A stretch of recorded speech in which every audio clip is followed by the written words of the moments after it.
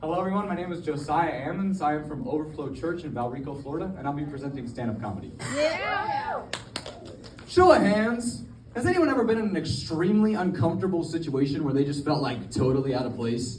Yes. You know, I gotta be honest, that's how I've felt most of my life, okay? I grew up in a sheltered Christian homeschool family as the second born, and my oldest brother was basically Jesus, okay? Like I'm pretty sure when my mom's water broke, he just walked across it, you know what I'm saying? I was not Jesus, okay? I came out a lot more like James Christ. Jesus is far less impressive younger brother.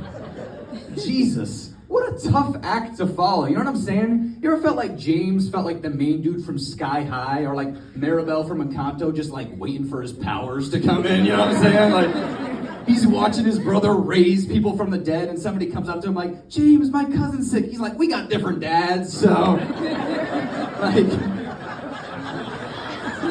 I'm not trying to hate on my boy, but like, James is the most average dude in the entire Bible. Like, he's so average, it could be considered nepotism. He's even in the book, okay? Like, listen, James, he was a fisherman, okay? How is everyone in the Bible a fisherman? Like, surely the business is not that successful, you know what I'm saying? Not for James, anyway. Listen, there was somebody in his family who didn't have a problem filling a net, okay? I'm sure y'all remember the story. Jesus comes out to the shore early one morning to a boat full of fishermen who hadn't caught any fish all night, strangers. He says to them real casually, hey fellas, why don't you toss that net to the other side of your boat? And they do, and their boat almost sinks with how much fish they caught. Here's the thing you probably never thought about. James was probably out there fishing that night too. Like, just 30 feet away in a sailboat. Like, seriously, Jesus? Like, couldn't spare any for me. It gets so much worse though, because then he's like, all right, everybody come to shore. It's time to pick my 12-man all-star team. You know, so James gets out his boat. He's standing next to Peter and his crew. And Jesus is like, my first pick, I'm going to take Peter. He's like, oh yeah, you got to take Peter. And then he proceeds to pick 8 complete. No, he goes, you know what he does? He goes, I'm going to take Andrew. Then I'm going to take John. I'm going to take James, not you, the other James.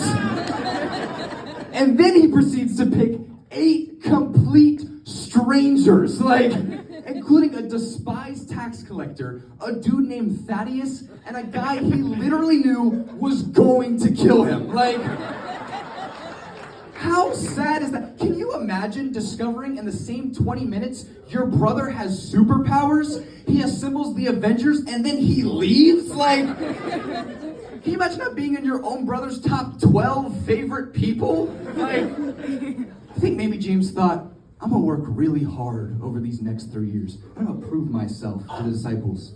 And so that's what he does. And eventually, you know, Judas betrays Jesus, and they're like, we need a replacement. You know, someone who's really close to Jesus, someone who knows him like a brother. Let's just cast lots. Like, poor James, man. I got a feel for him, because that's what it was like with me and my brother, man. You know, me and my brother, he was very artistically gifted, okay? He learned how to play the piano by age 3. I mastered the art of finger painting, using only materials from my diaper. Surprise! Like, listen, my brother, he was a great student, okay? He graduated college at 17 years old. He was the Doogie Howser of Southeastern University, okay? I just learned last week that Gandhi, he was a real person. Like, I thought he was make-believe like Pocahontas, you know what I'm saying? Like, I don't get it, man. I don't get it. Listen. My point is this. I know what it's like to feel out of place. And the thing is, it wasn't my parents or my brother that made me feel that way. It was a lie that I let myself believe. And I bet somewhere in your work, your school, your life, you can relate. But as I'm growing up, I'm realizing I don't have to get trapped in the lie of comparison. I can just rest in the fact that my Creator has fashioned me exactly the way that I'm supposed to be. Yeah. And He loves me. Yeah. And He loves you too. So where in your life do you feel like that? This is to all the Jameses out there, the ones who feel a little out of place. Spoiler alert, that's all of us. Yep. Go be unapologetically you. God's got you.